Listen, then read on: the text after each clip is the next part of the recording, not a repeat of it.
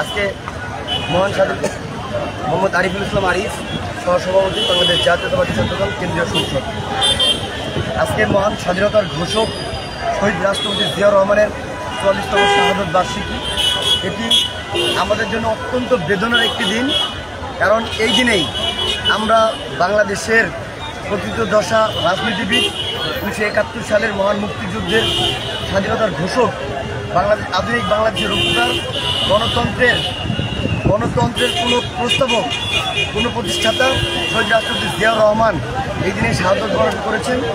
বাংলাদেশের কোটি কোটি জনতার আজকের এই দুঃখ ভারাক্রান্তের দিন আমরা ঝড় বৃষ্টিকে উপেক্ষা করে শহীদ রাষ্ট্রপতি জিয়াউর রহমানের মাঝারে পুষ্পস্তবক অর্পণ করার মাধ্যমে আল্লাহর কাছে আমরা সূরা ফাতিহা সহ বিভিন্ন দোয়া দুরূদ করে আল্লাহর মাগফিরাত কামনা করেছি এবং তার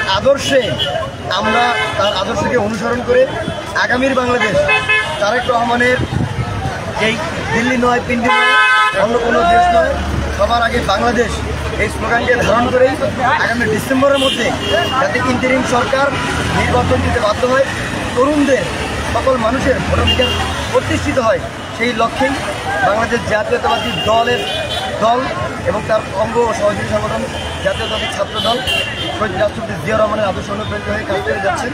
আমরা আজকে এখানে আপনারা দেখতে পাচ্ছেন লক্ষ লক্ষ লোকজন আজকে ঝড় বৃষ্টির উপেক্ষা করে এখানে উপস্থিত হয়েছে। ধন্যবাদ।